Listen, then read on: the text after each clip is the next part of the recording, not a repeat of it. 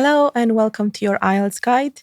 This is a guided e-learning video series about the IELTS test to introduce you to the exam and also give you useful tips as you prepare. If you like these suggestions, don't forget to subscribe to our channel. My name is Rebecca. This is my co-host Paddy. Hello, welcome to the podcast. We're both teachers and content creators in the world of IELTS. In this episode, we're talking about the speaking part of the exam. More specifically, we're going to answer the question, what do I say? So, Paddy, I think more students than ever say, well, I'm just not an interesting person. What do I say in the speaking part of the exam? How can we help these students? Yeah, it's a personality thing, isn't it? Some people are talkative. They love to talk about themselves, to elaborate. And some people are not talkative. It's also a cultural thing. In some cultures, it's considered a bit rude or impolite to talk about yourself and share all of your opinions all of the time and to add extra information. And in some cultures, it's considered good to be, talk about your feelings and elaborate on everything. The fact is, IELTS is not a test of your personality. It doesn't really matter how interesting or how smart you think you are. That's not what's being tested. The examiner just wants to know your level of English fluency, your ability to express your ideas clearly, your use of grammar and vocabulary, and of course, the ability to understand what you're saying clearly with good pronunciation.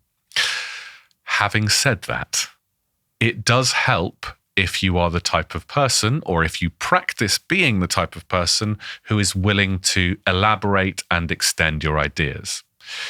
It is impossible to know if someone is fluent in English if they only give short, simple answers. Okay, if I say, do you do much cooking at home? You say yes. And I say, when do you normally do cooking? And you say, the evening. And I say, okay, do you enjoy cooking? Yes. I have no idea what that level of, what that person's fluency is, because all they've done is shown me that they can say single words with no connected speech.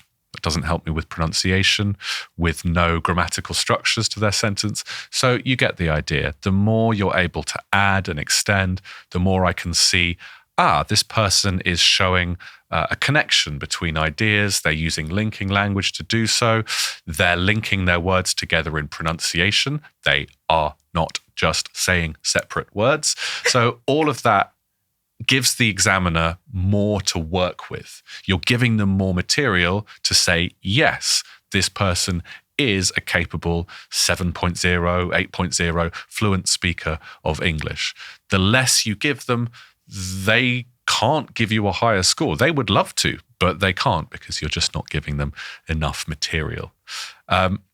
Not everyone has this personality or natural tendency to elaborate. So it's just something that you need to practice. It's something that you need to work on. If you know, regardless of how shy you are, it's not really about being shy. If you know you're the type of person that does not elaborate, then practice being that type of person. For 15 minutes of one day, you need to be that person. So practice doing it. You can't just be a good speaker of English in your head. It doesn't work like that. Definitely. Everyone is a good speaker of English in their head. I'm an amazing Spanish speaker in my head. I'm basically fluent in my head. But you put me in front of a person from Mexico or Spain and suddenly all of my fluency evaporates. So yeah, you have to actually put it into practice. And so part of the ability to elaborate and develop your answers is limited by this question of what do I say? Like, okay, it's all very well, Paddy saying, well, it's not enough to say, yes, I enjoy cooking. What information can I add? So, for example, for part one, the first thing to say is just answering the question in a full sentence is a start. So, do you enjoy cooking? Yes. Waste of time. Do you enjoy cooking? Yeah, I'm a massive fan of cooking. I do it every day. Okay, you've answered the question with a full sentence. You've demonstrated at least a basic level of grammar, vocabulary, and fluency. The next thing to do is to think about the logical ways that people extend conversations. We often do things like give reasons. I enjoy cooking because my grandmother taught me to cook, and it's a massive part of my culture. We give consequences, we give effects. And so I do all of the cooking at home, and my kids know that if they want something to eat, they come to me. We can give examples. For example, last night I made a delicious chickpea curry with a little bit of coriander on top and some basmati rice on the side. Getting hungry. You could give a related point. I enjoy cooking. I also do all of the cleaning in my house. I actually quite enjoy domestic tasks. It's a chance for me to switch off after work. Or we could give a contrasting point. I absolutely love cooking. However, surprisingly, I'm actually not a very big eater. I'm quite fussy. Perhaps that's what got me into cooking, because I wanted to choose what I made.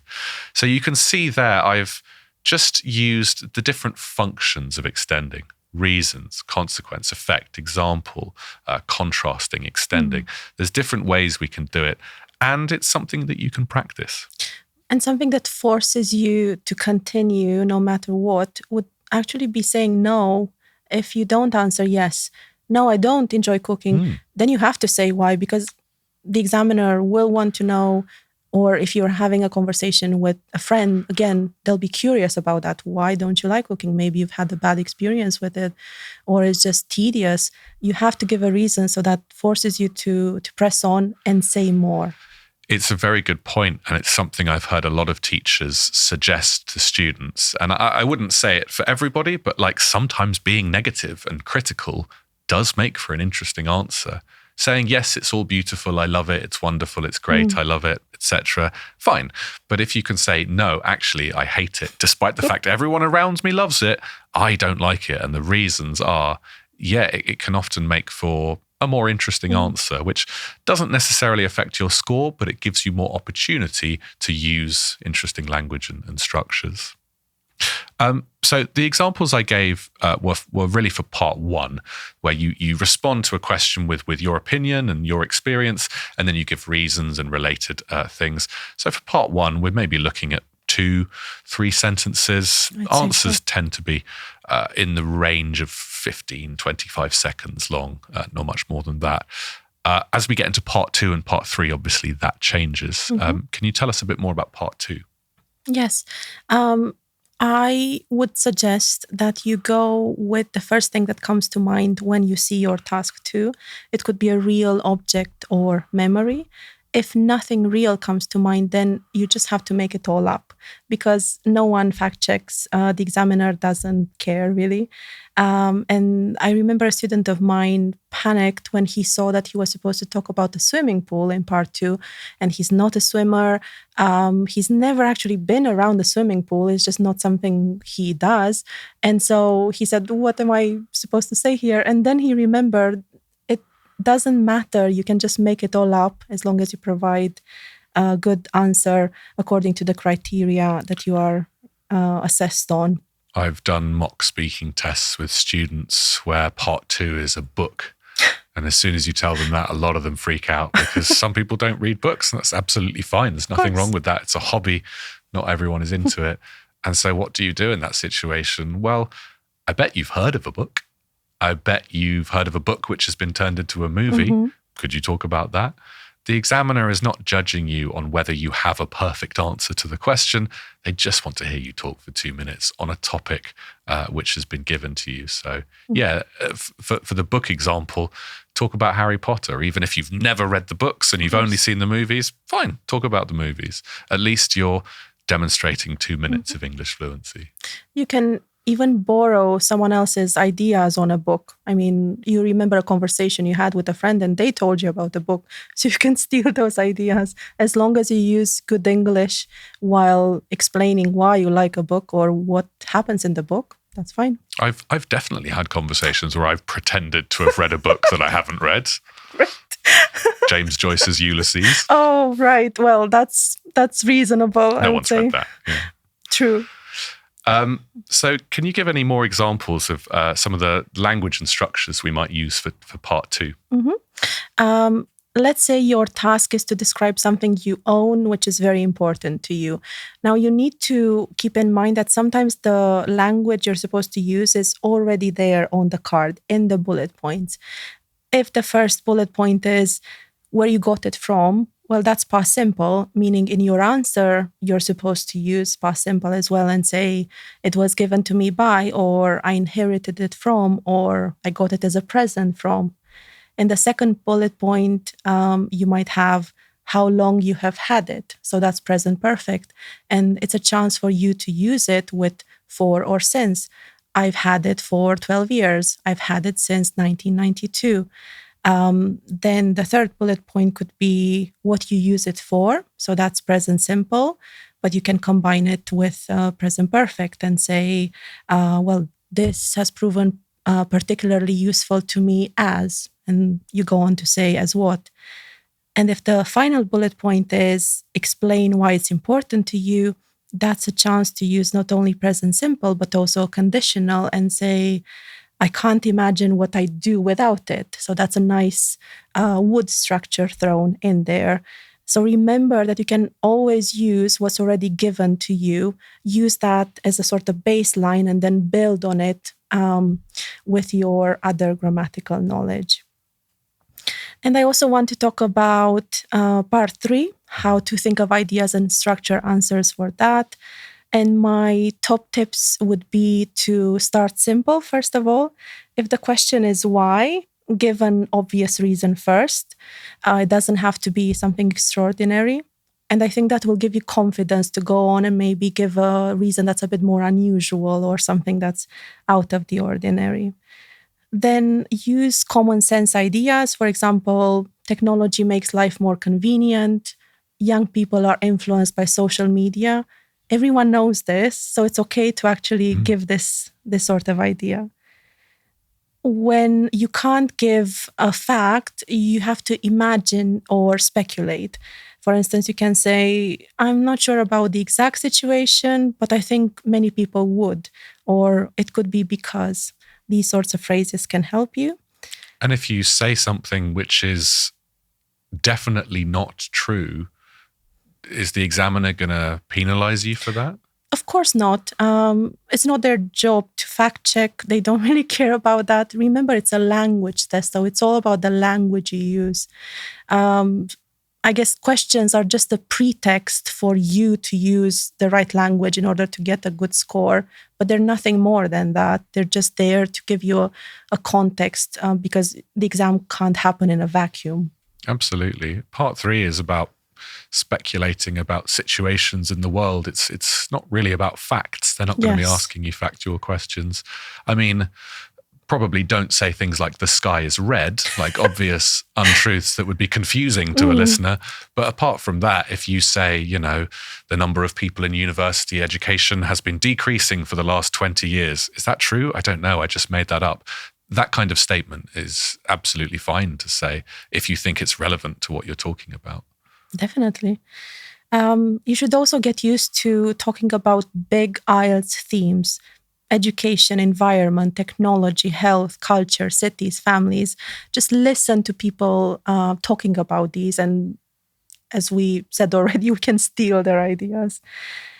But structure will help you as well, beyond what we've already discussed. So if you want, you can occasionally use a formula. That's like a safety net for you. How does this work? Well, you'll first introduce your answer, give your first idea, exemplify your first idea, give your second idea, and then exemplify the second idea. And if you have a question like, what are the advantages of holidaying abroad? The formula works like this. You can start by saying there are several upsides, and notice that I've used the paraphrase here as well, so as not to employ the same word. I changed advantages to upsides. And then I'm mentioning my first upside. I'm saying the first is that you can immerse yourself in a different culture.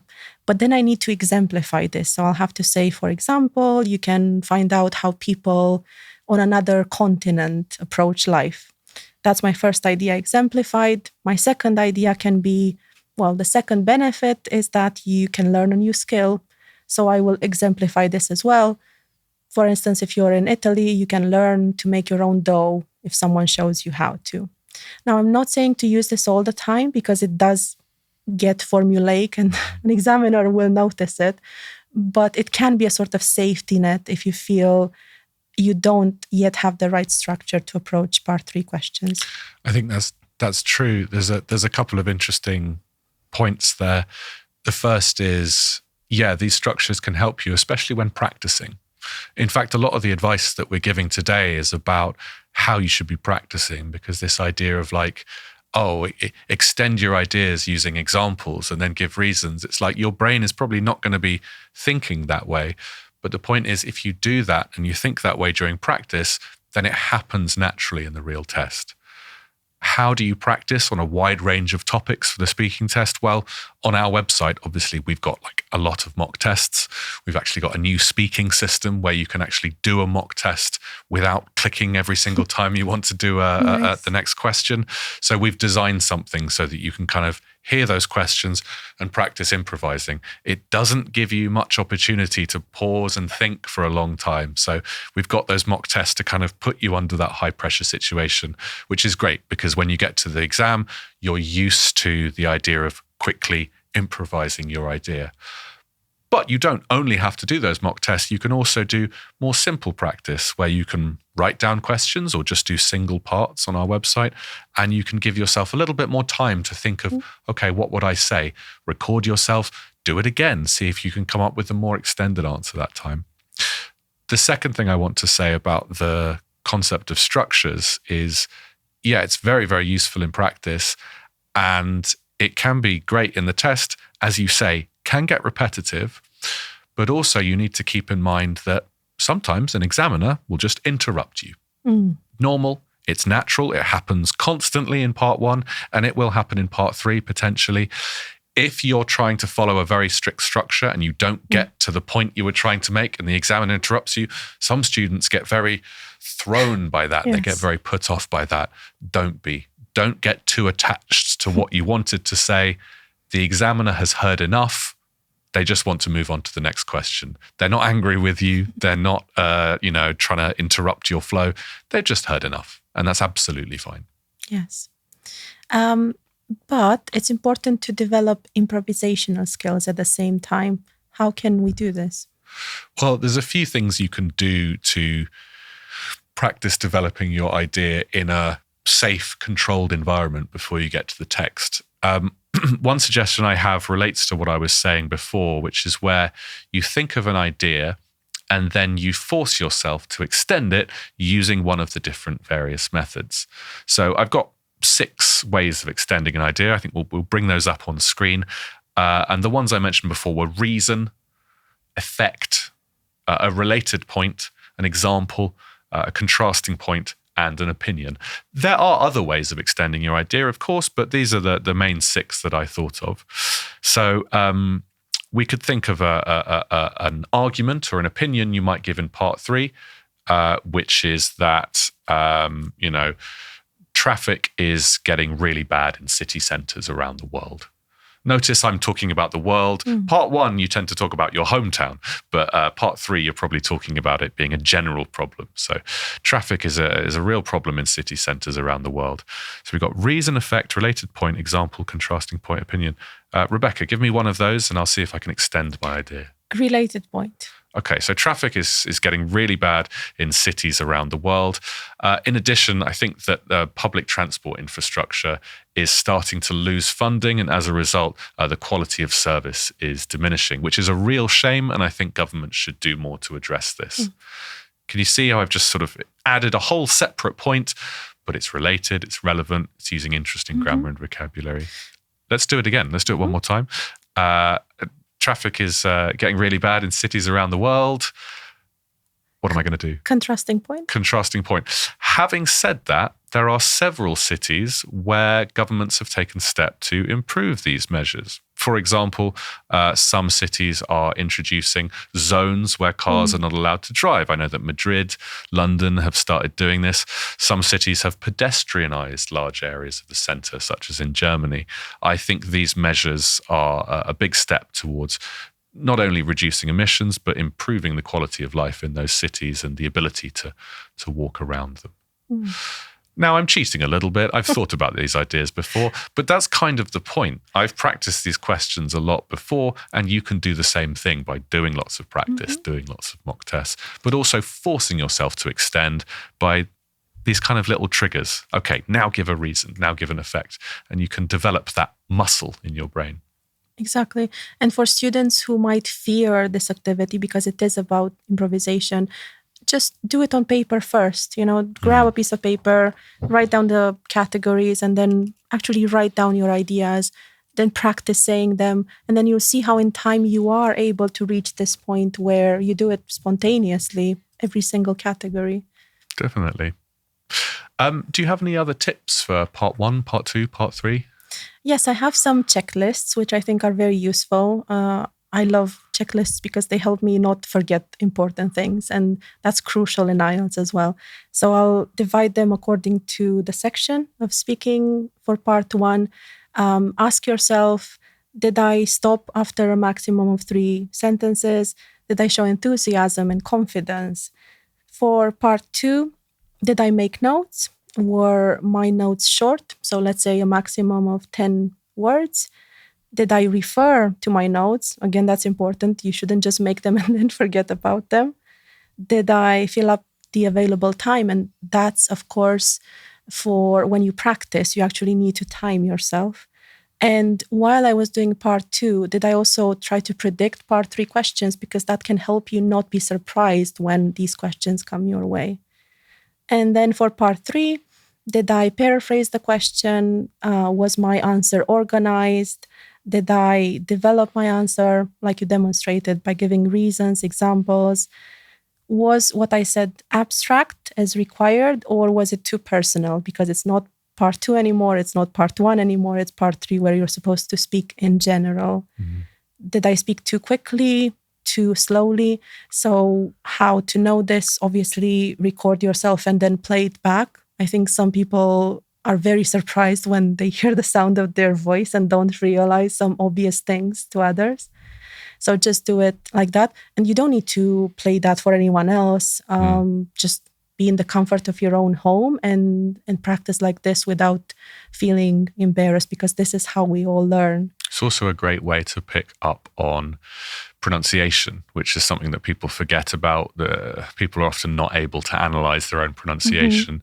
But one thing I recommend is recording yourself and then listening. Can you hear the stressed syllables in your sentence? Is the sentence a flat sentence with no stress at all? Or can you hear those stressed sounds? Yes. Because English is a stress-timed language. If there's no stressed syllables in that sentence, it's going to be very difficult for an examiner to follow what you're saying. And you don't know what nervousness will do to you. Maybe you'll suddenly speak so much more quietly because you're shy, or so much more loudly because you need to show confidence, but you're overdoing it. And that's why recording yourself helps. And my final question is, was I specific enough? So although you're supposed to speak in general, you need to focus on specific ideas in your part 3 answers. And that brings us to the final question for this episode, which is about controversial views. So let's say someone disapproves of a political leader or only agrees with a certain something in their country. To what extent is it good for them to express this view, and what is deemed extreme in the IELTS exam? Yeah, do you need to be careful of the things you say in the test? Well, the simple answer is no. The IELTS test is conducted in a vacuum, in a safe space. You can say whatever you want, and the examiner is not judging you on the content of your ideas. They're judging you on your English only. Having said that, there's a couple of points to keep in mind. The first is you're probably not going to be talking about controversial, difficult topics. which political party you support, things like religion. These are not really going to come up because the questions are not designed to focus on these issues. Keep in mind, the IELTS test has to write speaking questions that are used around the world in different cultures, some more conservative than others. And so you're not going to get these kind of very heavy, uncomfortable, controversial, very kind of polemic issues in the test. So yeah, don't worry. No one's going to ask you to justify your religious beliefs in an IELTS test or justify why you voted for this political candidate. It's not going to happen. The examiner doesn't want to have that conversation. So it doesn't really come up that much. But yeah, if you want to give a position which you know is controversial in relation to a point, perhaps about childhood education or something like that, don't worry that the examiner is judging you and then it's going to affect your score. The examiners are trained and are moderated very strictly to follow the marking criteria. So there's going to be no bias coming in there. But the other point I'd like to make is I have done practice speaking sessions with students who have very, very passionate views about certain topics, which is great. And sometimes that can be a positive thing because they have a whole bunch of reasons and opinions and ideas with which to develop their argument and express themselves. That's fantastic. However, often when people are very passionate and feel strongly about a particular social or difficult issue, their ideas can become quite messy and muddled. And often they express a load of ideas without showing the relationship between them, sort of this emotional delivery of arguments and reasons, but without connecting them that much. So you do need to be careful of that. If you're going to explain your opinion, which is a good thing to do, you should have a easy to follow sequence of ideas. You do this with linking language. I believe this because this is true, and so this is true, therefore this is true. If you can follow that structure, then it doesn't matter what you're saying. The examiner can follow your ideas clearly. You're using good grammar and vocabulary and pronunciation. Great, you're going to get a good score. It doesn't really matter about the content of what you're saying. So maybe for parts 1 and 2, where you do share personal information, it might be best not to focus on something that's that could make you overly emotional. Maybe if task 2 asks you to talk about an event in your life, maybe not choose a funeral or something like that. I have had a student talk about a family member who had passed away within the last month, and she got very emotional. And it was a nice moment, but was probably not the correct choice for her in that moment. If something is very emotional and raw, the stress and the pressure of the exam makes your emotions come up that much more. So it's an IELTS test, not a therapy session. True. And that brings us to the end of the episode. Thank you for watching your IELTS guide. Remember that you can do more IELTS practice and see more classes on IELTS Ready Premium. Also, don't forget to subscribe to our channel. Good luck with your studies, and bye-bye from me. Bye from me.